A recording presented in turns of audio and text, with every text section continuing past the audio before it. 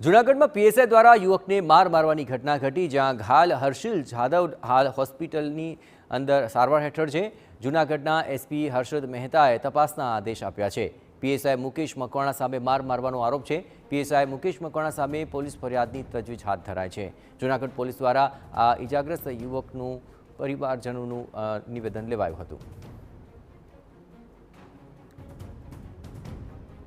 PSI Mukesh Makwana पर मार मारवानो आरोप अने तेने लईने पीएसआई मुकेश मकवाणा सामे पोलीस फरियादनी तजवीज शरू करवामां आवी अने आ समग्र मामले जे घायल युवान छे तेना परिजनोना निवेदन पण लेवाया छे। आपणे जणावीए के जूनागढ़ पोलीस द्वारा आ निवेदन लेवायुं छे। जूनागढ़मां पीएसआई द्वारा युवकने मार मारवानी घटनाने लईने हवे तपास पण चाली छे अने इजाग्रस्त हर्षिल जादव होवानुं सामे आव्युं छे अने तेने अमदावादनी होस्पिટલમાં हाल सारवार माटे दाखल करवामां आव्यो छे। અને આ સમગ્ર મામલે જૂનાગઢના એસપી હર્ષદ મહેતાએ હવે તપાસના આદેશ આપ્યા છે। તપાસને અંતે ખ્યાલ આવી શકશે કે આખરે તેમાં કોનો કેટલો કસૂર છે, પરંતુ હાલ આ સમગ્ર મામલે તપાસ તેજ કરાય છે। પીએસઆઈ મુકેશ મકવાણા સામે પોલીસ ફરિયાદની પણ તજવીજ છે અને એટલું જ નહીં, આ સમગ્ર મામલે પરિજનોનું પણ નિવેદન લેવાયું છે। વધુ વિગતે વાત કરવા જોડાઈ રહ્યા છે ટીવી9 સંવાદદાતા વિજયસિંહ। વિજયસિંહ, શું છે વધુ વિગતો? જણાવી દઉં તો જે રીતે આ બી ડિવિઝન પોલીસ સ્ટેશનમાં જે આરોપી છે હર્ષિલ જાદવ, તેમની ઉપર કોઈ એક ફ્રોડના નામ જે ફ્રોડ કરવામાં આવ્યો હતો તેની ફરિયાદ દાખલ થઈ હતી। ફરિયાદ દાખલ થયા બાદ જ્યારે બી ડિવિઝન પોલીસે તેમને ધરપકડ કર્યા બાદ જે માર મારવાનો જે મામલો જે સામે આવ્યો છે તેમાં હર્ષિલ જાદવના પરિવાર દ્વારા આક્ષેપ કરવામાં આવી રહ્યો છે કે પોલીસ દ્વારા માર મારવામાં આવ્યો છે।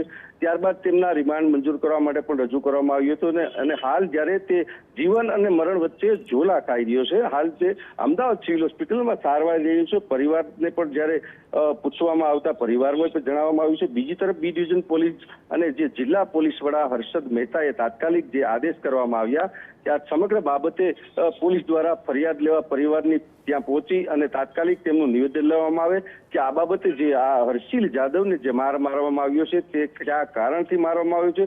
બીજી તરફ પરિવાર એ પણ આક્ષેપ કર્યો છે કે ક્યાંક કોઈ લાંચ પણ માંગવામાં આવી રહી છે। પણ આ સમગ્ર બાબતે પોલીસ જ્યારે અમદાવાદ પહોંચી અને પરિવારની મુલાકાત પણ લેવામાં આવી છે અને જે સિવિલ હોસ્પિટલ ખાતે હર્ષિલ જાદવ આઈસીયુમાં સારવાર લઈ રહ્યો છે। બીજી તરફ પોલીસે તેમનું નિવેદન લઈ અને ફરિયાદની જે જિલ્લા પોલીસ વડા દ્વારા આદેશ કરવામાં આવ્યો છે તેને લઈને ફરિયાદ પણ તેમની લઈ પરિવારનું નિવેદન લઈને પોલીસ પણ હાલ જ્યારે જૂનાગઢ આવી રહી છે। આ તમામ બાબતે જ્યારે હાલ જે એસપી દ્વારા આદેશ કરવામાં આવ્યા છે અને તમામ જે બાબતે એસપીએ પણ જણાવવામાં આવ્યું છે કે જે બાબત જે ઘટના જે બની છે, જે માર મારવાની ઘટના જે સામે આવી છે, જે આરોપી જે હતો એ હાલ જે ઇજાગ્રસ્ત છે સારવાર લઈ રહ્યો છે, તટસ્થપણે તપાસ કરીને સમગ્ર માહિતી પણ આપવામાં આવશે। જી આભાર વિજયસિંહ, તમામ ગતિવિધિઓ પર આપ નજર રાખતા રહેજો। તો હાલ આ સમગ્ર મામલે પરિવારોના નિવેદન અને ત્યારબાદ જે તપાસ થશે ત્યારબાદ વધુ વિગતો સામે આવી શકશે।